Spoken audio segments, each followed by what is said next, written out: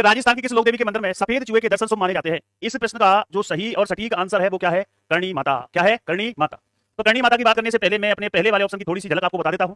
क्या कि जीर्ण माता, क्या जीर्ण माता का आपको क्या याद रखना है? मंदिर याद रखना है। और मंदिर कहां मिलता है? तो आपको मैंने बताया था जीर्ण माता अपनी आंखों के अंदर क्या लगाया करती थी? काजल। और काजल से उनके शिखर कैसे लगते थे? बड़े अच्छे लगते थे काजल शिखर। और अगर मैं बात करूं कहां है तो आपका आंसर आएगा सर रेवासा। और रेवासा कहां है? अपने सीकर के अंदर है। बिल्कुल सर, सीकर के अंदर है। फिर मैंने आपको कल वाली क्लास के अंदर ये थोड़ा सा ये भी बताया था कि सर जीर्ण माता है, इनके भाई का नाम मिलता है हर्षनाथ। क्या नाम मिलता है? हर्षनाथ। तो याद रखना हर्षनाथ का भी मंदिर इनके मंदिर के पास है जिसे कहा जाता है हर्ष मंदिर। क्या कहा जाता है बताओ? हर्ष मंदिर कहा जाता है। फिर मैंने आपको बताया था क्या इन्हें कहा जाता है मधुमक्खियों वाली देवी। क्या कहा जाता है बताओ? मधुमक्खियों वाली देवी कहा जाता है। ठीक है, किसे कहा जाता है? जीर्ण माता को कहा जाता है। मैंने आपको बताया था किसका? औरंगजेब के बारे में आपको बताया था कल वाली क्लास के अंदर कि औरंगजेब ने कहते हैं कि इनके किसके लिए? जोत के लिए। किसके लिए? जोत के लिए क्या भिजवाई भाई साहब? सवा मन तेल। क्या? सवा मन तेल भिजवाया करता था। और साथ में याद रखना सवा मन क्या भिजवाया करता था? घी भिजवाया करता था। कौन बताओ? अपने औरंगजेब। कहां से बताओ? मुगल दरबार से। कौन से दरबार से? मुगल दरबार से। बिल्कुल, कौन से दरबार से? मुगल दरबार से, है ना। उनकी सेना पर मधुमक्खियों के रूप में क्या आक्रमण कर दिया था और जिस कारण से मधुमक्खियों वाली देवी कहा जाता है। औरंगजेब ने जब इस चीज को देखा तो उन्होंने कहा ठीक है माता, हमें माफ कीजिए और हम आज से वचन देते हैं कि कहां से? मुगल दरबार से। मुगल दरबार से प्रति वर्ष आपके लिए सवा मन तेल, आपकी ज्योति के लिए सवा मन तेल और सवा मन क्या भेजूंगा? घी भेजूंगा। बिल्कुल राधे राधे सर, बिल्कुल राधे राधे ललिता कुमारी जी। जीर्ण माता रेवासा सीकर हमारी कुल देवी है मां जीर्ण भवानी। बिल्कुल हेलो जी सर, राधे राधे। बिल्कुल राधे राधे है आप सबका, आपकी इस क्लास के अंदर क्या है? स्वागत है, बहुत बहुत स्वागत है। तो हम बात करते हैं करणी माता की। करणी माता की मैंने कल भी बात की थी, दोबारा उसी बात को करने वाला हूं आपसे कि करणी माता को याद रखना। करणी माता के मंदिर में, माता का मंदिर और माता का जो मंदिर मिलता है वो कहां मिलता है? तो आपका आंसर निकलेगा, आपका जवाब निकलेगा सर देशनोक के अंदर निकलेगा।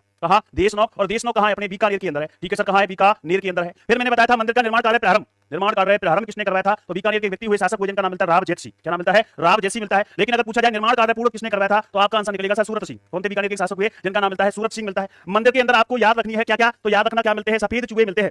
क्या मिलते हैं? सफेद चूहे मिलते हैं। और सफेद चूहों को कहा जाता है माता के काबा। क्या कहा जाता है? माता के काबा। और कहते हैं कि इनके क्या बताओ, इनके दर्शन क्या, इनके जो दर्शन होते हैं वो कैसे माने जाते हैं? शुभ माने जाते हैं। कैसे माने जाते हैं? शुभ माने जाते हैं। यह बात आपको याद रखनी है। माता के मंदिर के अंदर आपको एक चीज याद रखनी है कि माता के मंदिर के अंदर याद रखना सावन भादो। क्या? सावन भादो।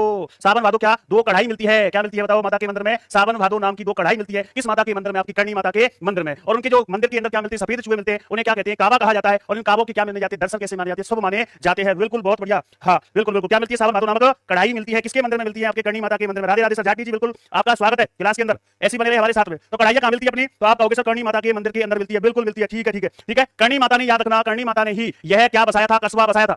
करणी माता के द्वारा ही कौन सा कस्बा बसाया गया था? अपना देशनौक। और देशनौक कस्बा कहां पड़ता है? अपने बीकानेर के अंदर पड़ता है। कहां पड़ता है बताइए? बीकानेर के अंदर पड़ता है। बिल्कुल सर, बिल्कुल बहुत बढ़िया। इसी ध्यान रखना करणी माता को कहा जाता है चूहों वाली देवी। क्या कहा जाता है? चूहों वाली देवी कहा जाता है। बिल्कुल सर, चूहों वाली देवी कहा जाता है। और क्या कहते हैं सर? चारणों की कुल देवी कहा जाता है। क्या कहा जाता है? चारणों की कुल देवी कहा जाता है। किस माता को? अपनी करणी माता को। ठीक है, अगर मैं बात करूं कौन सी माता की तो आपको याद रखना आई माता। और आई माता कौन सी जाति की? तो याद रखना सिरवी जाति की।